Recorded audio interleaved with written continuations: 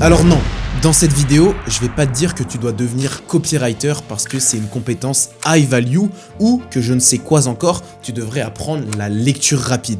Pas du tout. J'ai à cœur de te partager des compétences qui ont toutes un point commun, une temporalité indéfinie. En anglais, ils appellent ça timeless. Autrement dit, c'est quelque chose qui a un effet Lindy important. Tu l'utilises aujourd'hui, mais dans 20, 30, 50 ans, ça sera encore d'actualité. Perso, j'en ai marre de lire des livres, de découvrir des nouvelles tendances ou encore d'apprendre des choses qui dans 5-10 ans ne seront plus d'actualité. Je veux que le temps que j'utilise et que je dédie à certaines choses aujourd'hui puisse avoir un effet sur le long terme et surtout une utilité décuplée. Ceci étant dit, on est parti pour découvrir les 7 compétences que tu devrais développer, en tout cas dont tu as tout intérêt à le faire parce que, comme je l'ai dit précédemment, ça a une temporalité qui est indéfinie, donc ça sera utile toute ta vie. Et même si tu as plus de 30 ans, ça fonctionne évidemment aussi. 1. Le deep work. Stolen Focus, c'est un livre que j'ai lu il n'y a pas très longtemps et qui m'a vraiment retourné le cerveau par rapport à énormément de concepts, notamment celui de l'attention, des réseaux sociaux, etc. Et j'ai vraiment pris conscience que c'était dramatique ce qui se passait aujourd'hui parce que plus personne n'est capable de se concentrer. La preuve, d'après une étude menée par Gloria Mark de l'Université de Californie, les gens qui travaillent dans un bureau sont capables en moyenne de rester concentrés seulement 3 minutes sur une tâche, ce qui est extrêmement faible. Perso, ça fait 2 semaines que j'ai commencé à travailler dans un espace de coworking, enfin ça y ressemble, c'est pas vraiment le cas, c'est pas ouvert à tous, mais en tout cas il y a plusieurs bureaux, il y a des startups, il y a des gars qui ont des agences, il y a des gars aussi qui sont créateurs de contenu, d'autres qui font du e-com, enfin il y a un petit peu de tout, mais surtout dans le digital. Et je me suis rendu compte d'une chose que je n'avais alors jamais expérimenté, c'est de se faire déranger, entre guillemets, même si forcément c'est des gens que j'apprécie et donc ça me dérange pas tant que ça, mais en tout cas ça vient perturber ma concentration, ça vient perturber mes sessions de deep work. Et c'est assez dramatique parce que je me rends compte que j'ai vachement de mal à enchaîner plus de 30 minutes, 1 heure sans être distrait. Et clairement, c'est un truc que je savais, mais que là, j'ai vu de mes propres yeux, c'est qu'il y a énormément de gens qui arrivent vers 9h, qui partent vers 18h, et on pourrait se dire que c'est incroyable parce qu'ils font des journées de travail de fou, mais la vérité, c'est qu'il y en a beaucoup qui ne travaillent pas du tout efficacement. Je n'ai absolument pas peur de dire que j'arrive le dernier, vers 11h, et que je pars le premier vers 16h. Ça fait seulement, entre guillemets, 3-4 heures de deep work, mais je peux vous dire que je suis extrêmement efficace, même si des fois je me fais déranger, évidemment, et que j'ai pas forcément besoin de plus. Pourquoi ? Parce que j'ai appris à travailler en deep work. J'ai appris à travailler de manière efficace, et c'est pourquoi c'est hyper important de développer cette compétence. Pour revenir sur ce que je disais précédemment, ça va plus loin parce que les études ne se sont pas arrêtées là, et on s'est rendu compte que les étudiants américains, en moyenne, ils changeaient de tâche toutes les 65 secondes, ce qui est que dalle, et que eux, c'est pas 3 minutes qu'ils font sur une tâche, mais c'est seulement 90 secondes, 1 minute 30. C'est 2 fois pire qu'un travailleur, autrement dit, c'est ridicule. Le pire dans tout ça, c'est que le fait d'être dérangé par quelque chose, le fait de faire autre chose, inclut une perte drastique de concentration et de productivité. On appelle ça de switching task losing, je me rappelle plus le nom exact, mais en gros, c'est le fait de passer d'une tâche à une autre, et bien ça coûte de l'attention, et en général, il faut un certain temps, surtout quand tu as été interrompu, pour retrouver cette capacité de concentration que tu avais précédemment. D'après une étude du professeur Michael Prosner de l'université d'Oregon, on se rend compte qu'il faut 23 minutes pour retrouver la capacité de concentration dans laquelle on était plongé. Retrouver cet état de flow parce que, tu sais, si tu fais 90 minutes de travail par exemple, il va te falloir à chaque fois 5-10 minutes pour créer de l'inertie et pour rentrer dans ce qu'on appelle le flow. Autrement dit, c'est un état où tu es pleinement concentré, pleinement investi dans ta tâche et tu avances à une vitesse qui est globalement très correcte. Sauf que quand on perturbe dans cette phase de flow, il te faut ensuite 23 minutes pour y repartir, ce qui est encore une fois énorme. Pour rentrer dans cet état de flow, il y a plusieurs conditions. A priori, il y en a 3 d'après l'auteur et la personne qui a un peu vulgarisé ce concept, même si je dirais qu'il y en a même plus pour faire en sorte d'avoir des sessions de travail vraiment efficaces dans lesquelles tu es pleinement concentré. La première chose, c'est d'avoir un goal précis et défini. Il faut que quand tu te mettes au travail, tu saches exactement ce que tu as à faire, parce que c'est évident, mais dans la plupart des cas, si tu n'as rien à faire, tu ne feras rien, ou en tout cas pas ce qui est important pour toi. Donc définir ça à l'avance, c'est important. La deuxième chose, c'est faire quelque chose qui a un minimum de sens pour toi, parce que sinon tu vas commencer à te poser des questions. Et la dernière chose, c'est que ça soit dans ton domaine de compétences. Dans l'idéal, on estime qu'il faut quelque chose de challengeant, mais pas trop. Par exemple, je sais pas, pour moi qui réalise des vidéos, ça peut être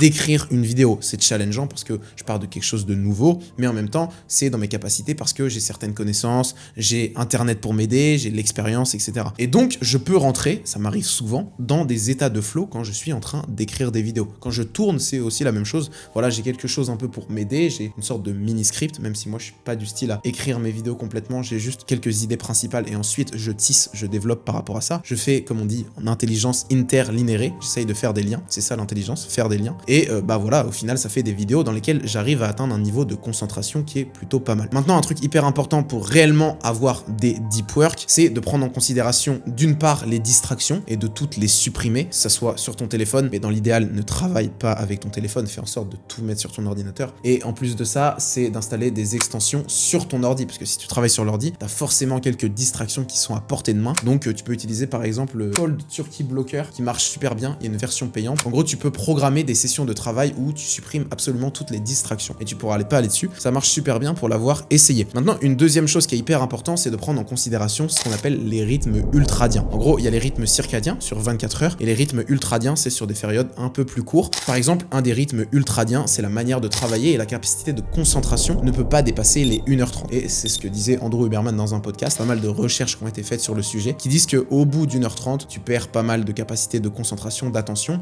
et que donc c'est intéressant de diviser ces sessions de travail par période de 1h30. Alors, j'ai testé quand j'ai fait 7 jours comme Yomi de faire ça pendant 4 heures, mais j'avoue que je me suis rendu compte qu'il y avait plein de moments où je me dispersais. Peut-être qu'avec le temps, c'est quelque chose qui disparaîtrait, je sais pas. Mais en tout cas, autant se fier à ça. Et si déjà tu arrives à faire 3 sessions de 1h30 de deep work dans ta journée, je peux t'assurer que tu feras beaucoup mieux que des gens qui passent 8h, 18h au bureau et qui brassent de l'air. 2. First Principle Thinking. Alors, ce concept, cette manière de raisonner et de prendre des décisions, j'en ai entendu la première fois dans le livre L'Almanach de Naval Ravikant, qui d'ailleurs, pour la petite anecdote, m'a été offert par un abonné que je remercie parce que franchement, ce bouquin, il est juste génial. Alors, il est un peu simpliste sur certains points, je trouve, mais il est assez facile à lire et c'est bien pour des gars comme moi qui n'ont pas Twitter, qui veulent quand même être au courant de qu'est-ce que partage Naval, parce que en gros, le livre, c'est clairement un résumé un peu de la manière dont il pense, étant donné que c'est même pas lui qui l'a écrit. En fait, il y a 3 grandes étapes pour utiliser cette manière de raisonner. La première, c'est de complètement détruire tes croyances initiales sur un sujet. Par exemple, tu t'es dit que tu veux perdre du poids. Ok, toi tu penses qu'est-ce qu'il faut faire pour perdre du poids? Ah, peut-être faut manger plus de brocoli, faut peut-être pas manger des sardines, je sais pas, parce que c'est gras, faut peut-être arrêter les graisses, ah peut-être faut faire du cardio et tout. Tu poses un peu toutes ces idées et tu les oublies complètement. Tu rayes tout ça de ta liste parce que c'est des croyances et il y en a beaucoup d'entre elles qui sont fausses ou au contraire qui ont été fondées seulement de manière empirique et en général ça pose problème parce que c'est forcément un peu biaisé. L'objectif, et c'est là qu'arrive l'étape numéro 2, c'est de repartir complètement de zéro, de partir de ce qu'on appelle les principes premiers. En gros, c'est des vérités un peu fondamentales sur lesquelles tu peux baser ta manière de réfléchir. Par exemple, si on reprend la perte de poids, il y a un principe fondamental, universel, premier, tout ce que tu veux, c'est le déficit calorique. C'est un truc qui ne ment pas et qui fonctionne réellement. Combien est-ce que tu dépenses de calories, combien est-ce que tu en absorbes? Si tu en absorbes plus que tu en dépenses, forcément tu vas prendre du poids. Et à partir de ça, tu peux ensuite passer à la 3e étape, qui est de créer une nouvelle solution en partant de ses bases. En fait, il faut voir un peu la connaissance comme un arbre, et il y a une citation d'Elon Musk dans ce style, je vais essayer de la trouver. Is it important to view knowledge as sort of semantic truth? Make sure you understand the fundamental principles, like the trunk and big branch, before you get into the leaves, details, or there is nothing for them to hang on to. En gros, cette citation, elle dit que les trucs sur lesquels tu peux te reposer, c'est seulement le tronc, tu vois, ou les grosses branches, alors que les trucs un peu, les petits détails, les petits hacks, les petits raccourcis, c'est des trucs où si tu essayes de faire une traction dessus, ça va casser parce que c'est bancal et parce que c'est pas à la base même de la réflexion. Un super moyen d'utiliser cette méthode de raisonner, c'est en prenant des lois universelles, par exemple en physique, où tu sais que voilà, il y a la gravité, tout ce genre de choses, et tu peux partir de cette base là. Elon Musk, quand il a créé SpaceX au début, et il le explique dans un interview, il dit qu'il a regardé le prix d'une fusée et il s'est dit ok, waouh, c'est 10 milliards d'euros, c'est hyper cher, donc qu'est-ce que je vais faire? Je vais essayer de think like first principle. Donc en gros, une fusée, c'est fabriqué à partir partir de quoi? Quels sont les matériaux qu'on utilise? Et il a décomposé, il s'est dit ok, il y a de l'aluminium, il y a machin, et il s'est rendu compte d'un truc, c'est que les matériaux pris séparément, ça coûtait seulement 2% du prix d'une fusée. Et c'est comme ça qu'il a eu l'idée, il a eu l'envie de créer ces fusées. En fait, si tu veux, pour synthétiser un peu l'idée, parce que c'est quelque chose d'assez complexe et c'est une gymnastique qui prend un petit peu de temps, je pense, à prendre, c'est simplement de se dire et de repartir à chaque fois des vérités fondamentales, de détruire complètement les croyances, d'oublier tout ça et de partir sur un terrain complètement dénué de croyances, d'expériences, etc. parce que ça peut vraiment t'aider à voir les choses différemment, à voir les choses autrement. Si jamais c'est un sujet que tu souhaites creuser, je te recommande le livre Contre la méthode que, pour être très transparent, je n'ai pas encore lu, mais dont j'ai entendu pas mal parler, notamment par Pierre Dufresne, et qui est le boss, mon mentor un peu, et qui me l'a recommandé et que je vais lire prochainement, je pense, et qui parle un petit peu de cette manière de raisonner et de voir les choses un peu différemment, tout en gardant une vision qui est évidemment cohérente. On cherche pas à être différent et à penser différemment des autres parce que c'est stylé. On cherche à faire ça parce que, au contraire, ça nous permet d'avoir une vision qui est différente, mais qui reste très pertinente, et c'est ça tout l'importance. 3. Conscientiser macro, improviser micro. Il y a une citation de Scott Adams que j'aime beaucoup qui dit « Pensez système, pas objectif ». Autrement dit, utilisez vos capacités de jugement pour vous mettre dans des environnements, pour vous mettre et pour créer des systèmes dans lesquels vous augmentez drastiquement vos chances de réussite. Aujourd'hui, il y a une tendance assez importante qui est de se fixer des objectifs assez précis. Et en fait, ça va même beaucoup plus loin parce qu'il y en a certains, par exemple, qui recommandent de faire ce qu'on appelle du time blocking. C'est une méthode d'organisation qui consiste à dire que, ben voilà, de 8h à 9h, je vais faire ça, de 9h à 10h, etc. Et je dois dire que c'est quelque chose que j'ai essayé, qui à un moment fonctionnait, mais qui, avec le temps, s'est complètement essoufflé parce que je me suis rendu compte que c'était beaucoup trop contraignant. Qu'est-ce que j'entends par conscientiser macro et improviser micro? C'est qu'en fait, je me suis rendu compte que c'était important de conscientiser à l'échelle macro, c'est-à-dire l'environnement, par exemple, dans lequel tu te trouves, à l'échelle où, je sais pas, d'une semaine, d'un mois, mais de laisser beaucoup d'improvisation à l'échelle micro, c'est-à-dire à l'échelle d'une heure, d'une journée, etc. En fait, pour vous donner un exemple concret, quand je suis parti à Bali avec un pote à moi qui s'appelle Jean Hollander, qui a fondé Webinar Agency, on s'est dit, ok, vas-y, on a envie de faire des vacances, on a envie de faire un truc cool, mais on veut pas se contraindre et s'empêcher de s'ouvrir à certaines opportunités, parce qu'on savait qu'à Bali, il allait se passer plein de trucs super cool. Donc on s'est dit, ok, on choisit Bali, parce que c'est une destination qu'on trouve super chouette, et on sait que là-bas, il y a plein de gens intéressants à rencontrer et d'activités, mais par contre, on ne programme absolument rien. Autrement dit, on conscientise macro, c'est-à-dire qu'on choisit d'aller dans un environnement dans lequel on sait qu'on a de grandes chances de faire de belles rencontres, machin, mais par contre, on laisse complètement place au chaos à l'échelle micro, autrement dit à l'échelle du séjour. Et du coup, bah, ça nous a permis de nous ouvrir à plein d'opportunités. On a rencontré plein d'entrepreneurs, monté un volcan. À l'échelle de mes journées, aujourd'hui, c'est un peu la même chose. Je conscientise macro, je me dis, ok, de à peu près telle heure à telle heure, je vais me mettre dans cet environnement, c'est-à-dire que je vais aller à l'espace de coworking, c'est pour ça que j'ai fait ça. Et par contre, je sais pas exactement les tâches que je vais réaliser. Ça, je le fais un peu plus tard, parce que peut-être je vais arriver et il y a un gars, il va me dire, ouais mec, j'ai une idée de ouf pour tes vidéos, tu devrais faire ça. Et là, en fait, ça chamboule complètement mes plans de la journée qui étaient de travailler sur autre chose. Mais juste, je fais en sorte que je vais, par exemple, au bureau et ensuite, on voit. Pareil, le matin, je sais que je veux toujours commencer mes journées par du sport. Donc, je planifie de faire du sport, je vais à la salle de sport et après, je me dis, ok, qu'est-ce que je vais faire? Alors, pour certains, il y en a qui vont se dire que c'est pas ouf parce qu'il y a des chances que j'arrive à la salle, comme je sais pas quoi faire, je vais faire le minimum et je vais partir. Mais personnellement, ça ne marche pas comme ça avec moi et au contraire, ça fonctionne super bien. Et en fait, ça marche dans plein de trucs. Genre, conscientise macro l'endroit, l'environnement dans lequel tu veux te trouver, je sais pas, pour vivre, pour travailler, pour faire du sport, pour tout en fait, pour faire des activités, etc. Mais après, ce qui se passe à l'échelle micro, ça n'a pas d'importance et c'est ça qui va faire que tu vas pouvoir t'ouvrir à plein d'opportunités encore une fois. 4. Apprendre l'anglais.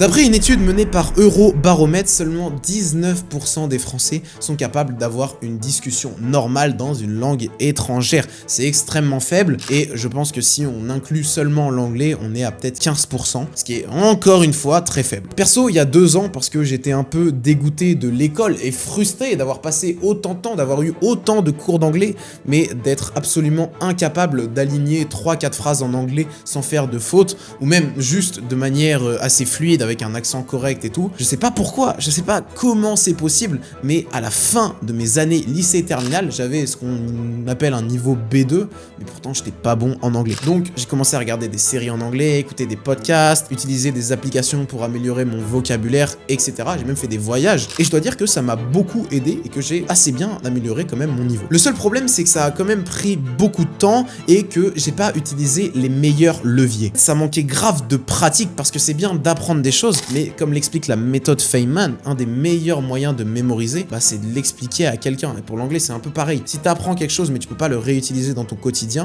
étant donné que ton cerveau a un peu un mode survie, à quoi ça sert de le conserver? Donc j'ai décidé de faire des échanges avec des inconnus en anglais. C'est marrant et personne le sait, mais c'est comme ça que j'ai rencontré mon pote avec qui je suis allé à Dubaï, Louis Axel. Au début, c'était un gars que j'avais rencontré sur Discord où il avait mis un message: ouais, j'aimerais bien faire des petits calls en anglais pour m'améliorer, qui est chaud? Et j'avais dit vas-y, let's go mec. Et du coup, tous les dimanches après-midi, on se faisait un petit call d'1 heure où on se racontait notre life et on pratiquait notre anglais. Malheureusement, c'était pas hyper efficace parce qu'il y a des moments on reparlait en français, donc c'était moyen, il n'était pas dispo et tout, donc c'était pas optimal. C'est pourquoi Cambly est aujourd'hui le sponsor de cette vidéo, parce que j'ai trouvé la solution à ce problème auquel tu es sûrement confronté. Cambly, c'est quoi? Encore une application pour apprendre l'anglais comme les autres? Non. Pas du tout. Cambly, c'est clairement la meilleure méthode pour apprendre l'anglais et surtout la pratiquer. Pour te dire, ils ont accompagné déjà plus de 10 millions d'utilisateurs pour apprendre l'anglais, donc ils ont un peu d'expérience dans le domaine. Et puis c'est uniquement des tuteurs dont l'anglais est la langue maternelle, que ça soit États-Unis, Angleterre, etc.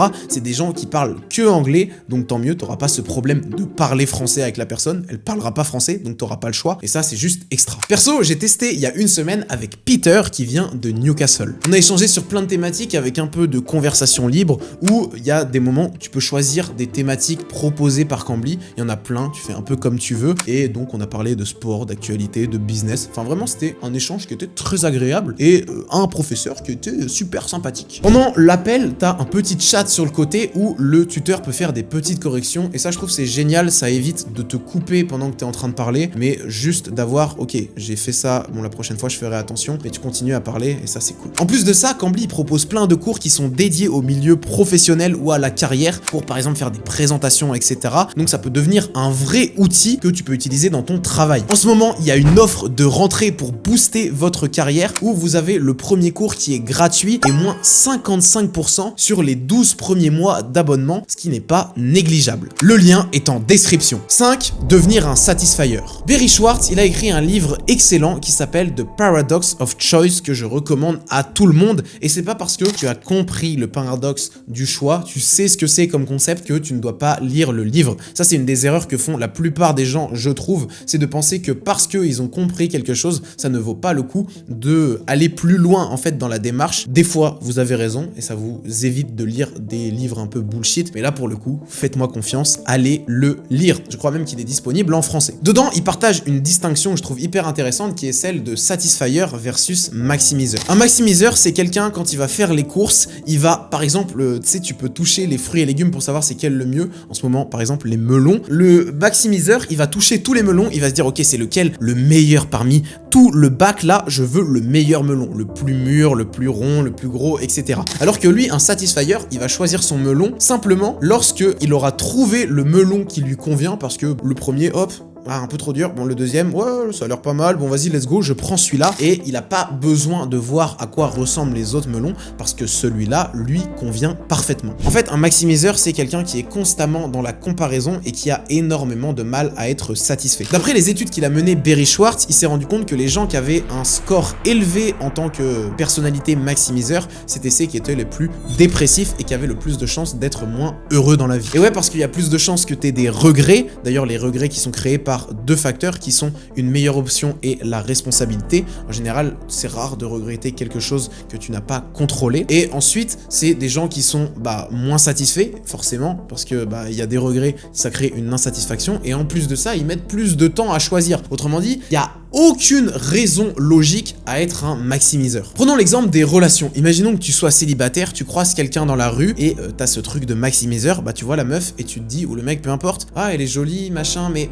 je sais pas, mon ex quand même, elle avait ça, là elle l'a pas, c'est un peu moyen. Alors que si tu réfléchis comme un satisfier, tu vas voir cette personne et tu vas dire, ok bah peut-être elle est pas parfaite, mais déjà prendre en considération et savoir que la perfection c'est un mythe, bah c'est une première étape pour prendre des réflexions un peu plus rapidement. Et ensuite tu vas dire, bah en fait je sais pas, moi il y a quand même plein de critères qui me satisfont, donc let's go, on peut y aller. Barry Short il donne 3 conseils pour faire face à tous les choix au quotidien. Le premier c'est de réduire au maximum le nombre de possibilités, le deuxième c'est de devenir un satisfier, et le dernier c'est d'accepter qu'il y aura forcément une part d'aléatoire et qu'il faut s'ouvrir à ça. 6 jeux multijoueurs versus solo. Warren Buffett il propose un petit problème que j'adore, une sorte de métaphore. La question est, est-ce que tu préfères être le pire coup du monde mais que tout le monde pense que tu es le meilleur, ou au contraire, être le meilleur coup du monde, mais que tout le monde pense que tu es le pire? Question hyper difficile, on est d'accord, mais qui derrière sous-entend quelque chose d'hyper intéressant, qui est ce qu'on appelle les jeux intérieurs et les jeux extérieurs. Nous, les êtres humains, on est des êtres sociaux. Plus on grandit et plus on apprend que on doit participer à des jeux multijoueurs, où il y a de la concurrence, il y a possibilité d'élever son statut, d'être vu par les autres, et c'est ça, en grande partie, qui nous motive. Alors qu'au contraire, il y a ce qu'on appelle les jeux solo, par exemple le yoga ou la méditation, où en fait, bah c'est juste toi qui fais ça, seulement pour toi. Il n'y a pas de critères, tu peux pas dire, ok, là j'ai bien médité, là j'ai mal médité, ça dépend uniquement de ton ressenti, et personne n'est là pour le voir. Il n'y a que toi qui fais ça, et c'est ce qui explique pourquoi c'est aussi dur de le tenir sur le long terme. Perso, j'ai vachement de mal à méditer, malgré le nombre de fois où j'ai essayé de le faire, parce que, bah, je suis grave drivé par ça. Pour autant, comme le bonheur, c'est quelque chose qui peut venir uniquement de l'intérieur, Nekfeu, il en parlait dans un interview, c'est dans le documentaire Les Étoiles Vagabondes, il est face à, je sais pas, 80 000, 90 000 personnes pour un festival, ou peut-être moins, peu importe, et il dit, je me sens hyper seul. Pourquoi? Parce que t'as beau réunir plein de critères qui feraient que normalement tu te sens bien, t'es heureux, t'as réussi et tout, c'est pas suffisant pour te sentir bien à l'intérieur. Et ça, bah, ça peut venir que d'une seule chose, c'est toi. Tout simplement, comment est-ce que tu perçois les choses. Alors que la réussite, ça c'est quelque chose qui est dicté beaucoup plus par l'extérieur. J'ai pris conscience d'un truc récemment que j'ai trouvé assez intéressant, c'est que quand t'es petit, en général, tu es beaucoup plus drivé par des motivations qu'on pourrait qualifier d'intrinsèques. En gros, tu fais des trucs parce que toi, ça te fait kiffer et tu prends énormément de plaisir. Et plus tu grandis, plus t'es amené à participer à des activités où t'as une motivation extrinsèque qui vient tout de suite prendre le dessus. Je sais que pour le sport, moi, c'est exactement ce qui s'est passé. Quand j'étais petit, je faisais du foot et je le faisais parce que ça me faisait grave kiffer, vraiment j'adorais ça. Aujourd'hui je fais de la muscu et clairement j'ai une motivation extrinsèque qui est beaucoup plus importante qu'une motivation intrinsèque. Et je pense que ça c'est causé notamment par la société, la manière dont on est éduqué, et que quand on grandit, on a un peu acquis cette manière de fonctionner. Plus tu apprends à jouer à des jeux solo, et je pense que plus tu as de chance d'être heureux. C'est aussi simple que ça, parce que si tu aimes profondément ça et qu'il n'y a que toi qui est là pour le dire, tu peux être tout seul toute une journée et ça se passera super bien. 7. Laisse tomber le marketing. J'ai un pote il y a pas longtemps qui m'a envoyé une vidéo sur YouTube qui dure plus de 1 heure sur le business, qui a été réalisée par Sam Ovens, dans lequel il débunk un peu 9 trucs sur le business en ligne, marketing, etc. où clairement il va un peu à contre-courant de certaines idées, dont une que j'ai trouvée hyper intéressante et qui m'a complètement retourné le cerveau, c'est qu'il disait que marketing doesn't work. En gros, aujourd'hui, il y a un constat assez marrant qui est que tout le monde mise sur son marketing. C'est un peu devenu le terme à la mode. Je suis sûr que ça n'a jamais été autant utilisé comme le mot work-life balance. Marketing, c'est un truc on l'entend dans tous les sens. Il faut faire du marketing, il faut créer des tunnels de vente, des pages de vente, il faut faire des mails, etc. C'est vraiment hyper important. Il faut vendre, il faut vendre, il faut vendre. Sauf que, en fait, on se rend compte que plus le temps passe et plus c'est quelque chose qui fonctionne, certes, mais qui n'est pas durable. Le problème de plein de business aujourd'hui, c'est qu'ils sont extrêmement dépendants de la pub. Et s'ils arrêtent de faire du marketing, s'ils arrêtent de se montrer et d'essayer de vendre des trucs, il ne se passe plus rien. En fait, Sam Ovens, dans la vidéo, il explique clairement que le truc le plus important, c'est la value. C'est quelle est la valeur ajoutée? Qu'est-ce que vraiment, quand j'achète, je ressens?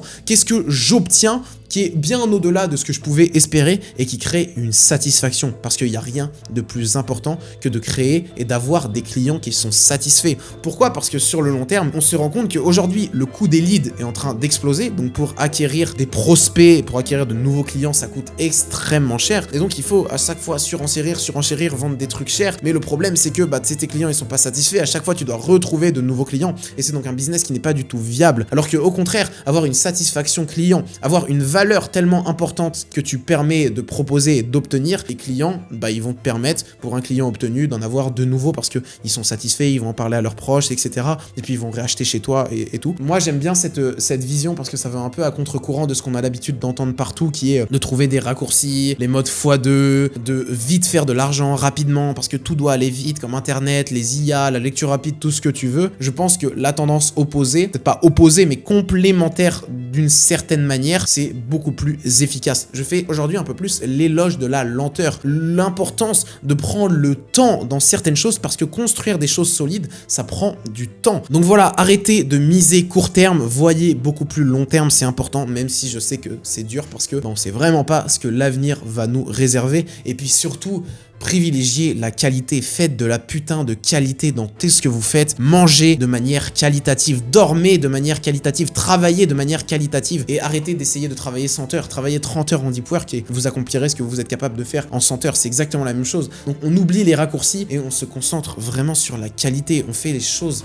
bien parce que c'est important et c'est ça aussi qui va créer de la valeur et qui va faire que les gens te font confiance. Je crois que c'est un des plus gros avantages dont bénéficie Apple actuellement, c'est qu'ils font des produits qui sont extrêmement quali. Tu peux ouvrir un iPhone, tu vas voir que tout est bien compartimenté, etc. Parce que Steve Jobs avait à cœur de faire en sorte que l'extérieur, tout comme l'intérieur, soit aussi beau, aussi qualitatif et ne crée pas de mauvaises surprises. Pour toi, c'est exactement la même chose. Si tu vends quelque chose, fais en sorte que l'extérieur soit aussi bien que l'intérieur et qu'il n'y ait pas une fausse promesse ou je ne sais quoi. Je pense notamment à l'infoprenariat qui fasse que quand les gens ils achètent ton truc, en fait ils sont déçus et ils ont l'impression de se faire arnaquer. Ça ne peut pas marcher. Misez long terme les gars, vous verrez que ça sera beaucoup plus rentable. Je me souviens d'une anecdote où ma mère me disait souvent que si je mentais, elle finirait inévitablement par le savoir. Là, c'est exactement la même chose. N'essayez pas de mentir, de tromper les gens parce que ça finira par se savoir. Tout se sait, alors que si tu fais quelque chose avec lequel tu es aligné et vraiment auquel tu crois parce que c'est bien, pour de vrai, il n'y aura pas de problème et ça fonctionnera.